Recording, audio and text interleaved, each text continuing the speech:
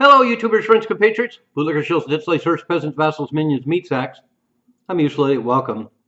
And today I'm going to talk about the tariffs and the whole reason for these tariffs purportedly is to bring manufacturing back to the U.S. But there's a number of problems with this, and I'm going to go into a little history to put some context to this. So, of course, one of the things we have is that the United States was an economic powerhouse during World War II. And in fact, during the war, the U.S., of course, is a minuscule contributor to U.S. shipping, global shipping right now. But during the war, the U.S. built 9,000 warships, and that's not including commercial vessels, 531 cargo ships, 203 submarines, 200 ships a month. So that gives an idea of the industrial magnitude of the U.S. economy during World War II. And of course, a lot of the economies throughout Europe, including Russia and all over the globe, were struggling and being decimated because of the war. And so the U.S. supplied the whole world with all kinds of products. And that includes military hardware, but also just essentials for everyday life all around the world. And so we got used to that position. We supplied a third of the world's products back then, and we were a producer. And to put things in context as well, the last time the U.S. had a trade surplus was 1975, and there's a reason for that. And manufacturing peaked around 1980. And so this whole discussion of we've had these issues for 50 years is accurate, but we need a little bit more detail to this. And one of the components of this is the point where Clinton in 2001 admitted China to the World Trade Organization. And this was an inevitable thing to happen because of the trajectory of the Chinese economy and how American corporations were attracted to offshoring. And so during the 1970s and 1980s, China instigated a lot of economic reforms, and they had government support, including tax breaks, subsidies, and incentives.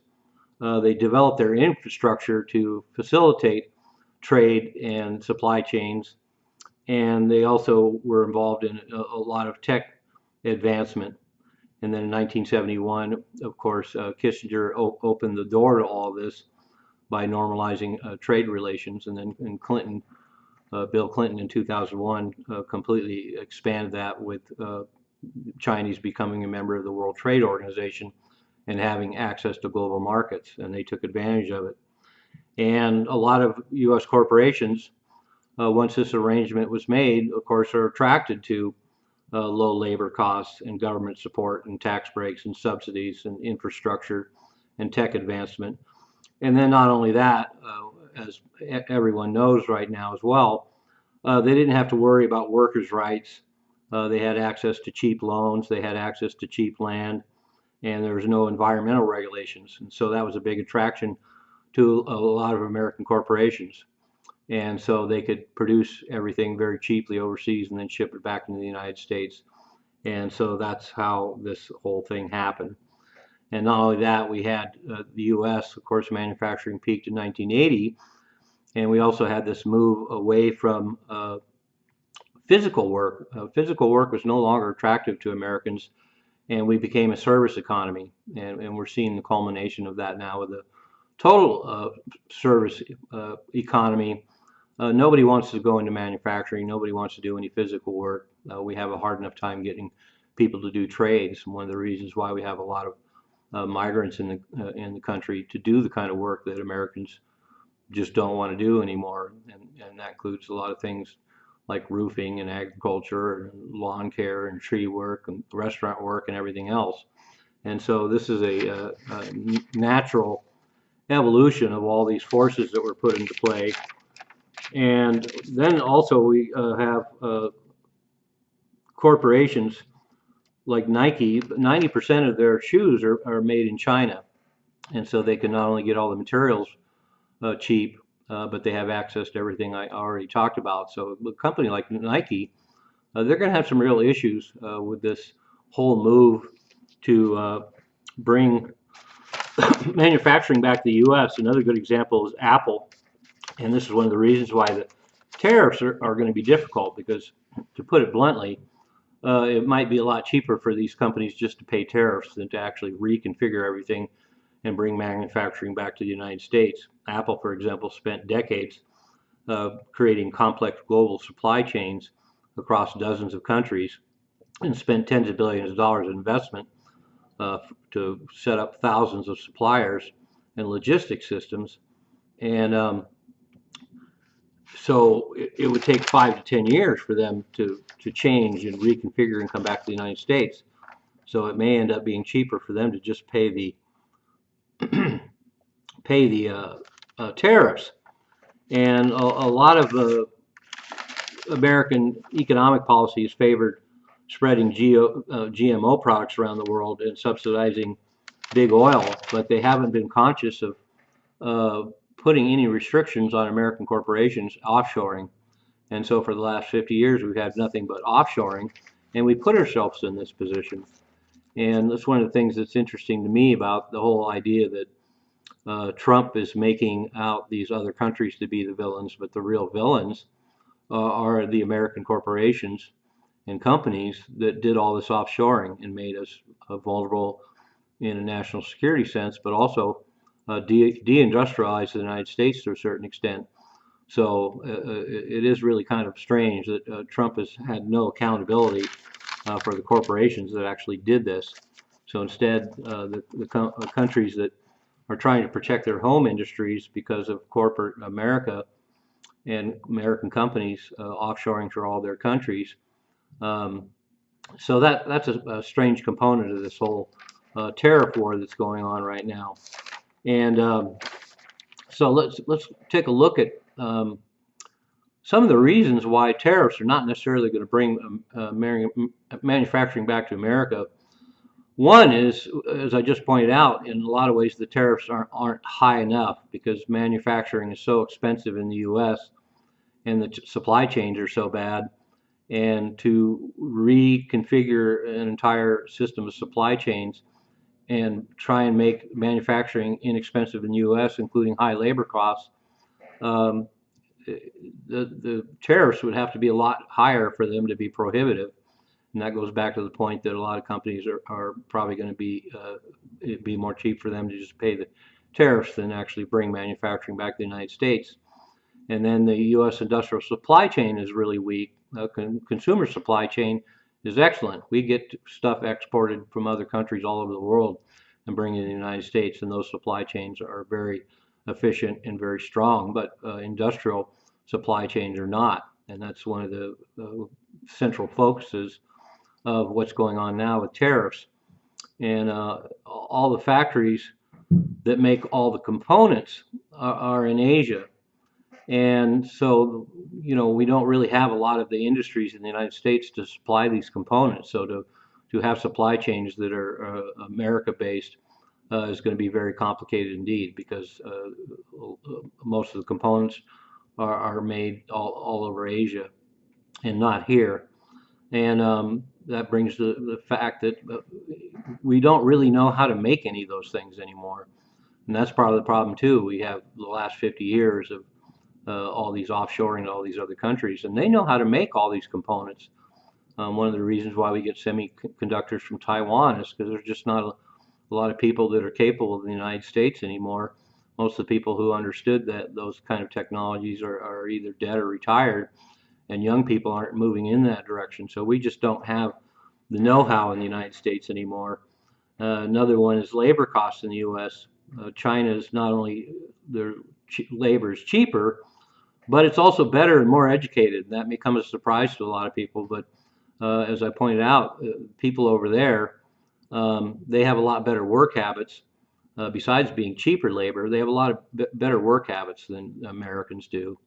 And you don't get all the extravagances and leeway that American employees have, calling in sick and being lax at work, and all kinds of things that go along with bad work habits. And then they're educated. They actually know how to make these things. They actually know how to make these components. They actually know how to put shoes together and like that. So, but labor costs in the U.S. are really high, and a lot of that has to do with unions, of course, and then all the benefits that go along with union employees and just normal employees. And of course, China doesn't. Employers don't have to supply those kind of benefits and make those kind of uh, well-paid jobs. And then another thing that I brought up earlier, of course, is that China spent a lot of decades building up their infrastructure for supply chains and making sure that everything that's made in China can be easily shipped to the coast and then shipped around the world. And so they built up their infrastructure in the United States, as we've known for many years now, because we've had a lot of politicians talk about it, including Joe Biden. The infrastructure for manufacturing it just isn't even here anymore. And we have issues with trucking. We have issues with the number of roads. We have issues with our airports. We have issues with our seaports. They just haven't expanded the capacity like they have in China, and so the infrastructure is not even there. And even our electrical grid is an issue in the United States, where China's expanded their electrical grid by 400% over the last few decades. And so they've expanded their capacity and their infrastructure, and so they're fully capable of supplying for economic growth. And then the whole idea that made in America is going to happen in a relatively short period is a pipe dream, because it's going to take years to realign everything. It's not going to happen in a few months. And of course, one of the problems there as well is that Trump is going to be president for 4 years. So he's got 4 years to try and realign everything. And what's going to happen, and that's part of the problem that investors have in corporations and even small businesses. What's going to happen in 4 years when Trump's gone? It's pretty unimaginable at this point that a Democrat's going to be elected.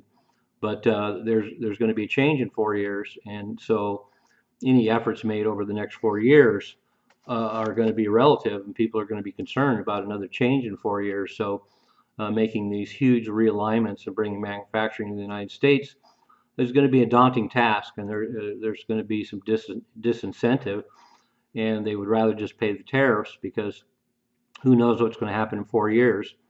And that brings up the whole fact that there's uncertainty and complexity. It's making investment and expansion a risky venture because they just don't know. So that's going to also curtail the whole idea of manufacturing coming back to the United States. And then, as I pointed out earlier as well, most Americans, they don't want to go into manufacturing. And a good example of that is China has a billion people working in manufacturing. And in the U.S., we have 12 million people looking for work right now, and not a lot of management. And that's not a big labor pool to find people willing to go into manufacturing. And then the fact that, as I pointed out earlier, a lot of Americans just don't look at physical work in manufacturing as an option. They find it a lot less stressful on their minds and their bodies, and more lucrative to get service industry jobs. And that's one of the reasons why our workforce is basically decimated for the expansion of manufacturing. And then the whole idea that automation is going to save us isn't really correct, although there's a lot of talk about manufacturers coming back to the U.S. But when they do, it's not going to be to hire a bunch of people. Back in the 20s, when Ford was at its height, in 20s and 30s and 40s and even 50s, they had 100,000 people working at some of these factories. And now with automation, that's just not going to happen. And so the whole idea of manufacturing coming back to the United States and creating a lot of jobs is a little misleading, because China has proven that there's a lot of manufacturing going on in China now, even with their huge labor pool, where they're moving to robotics and automation. So any return to manufacturing in the United States is going to have to factor that in. And then another thing that curtails the American environment for manufacturing is just all the legalities and the regulations. And of course, they don't have to deal with that in India or China or any of the Vietnam, any of those markets. Um, just that legal atmosphere, and that's one of the things that Trump's trying to address as far as deregulating and lowering taxes to try and even the field and lure manufacturers back here so they don't have to be in an environment where it's really costly with legalities. Um, and so, but once again, just like manufacturing moving back to the United States to deregulate and lower taxes, that's going to take a long time to kick in and lure people back to the United States for manufacturing. And then there's the fact that enforcement of tariffs, of course, will be uneven and manipulated. People will just lie about the value of their goods. Um, and then, of course, we have the fact that a lot of tariffs can be put on China, but then they'll just filter their exports, or well, in their case, their exports, things to be imported to the rest of the world. They'll just filter it through China and Vietnam and Pakistan and these other markets.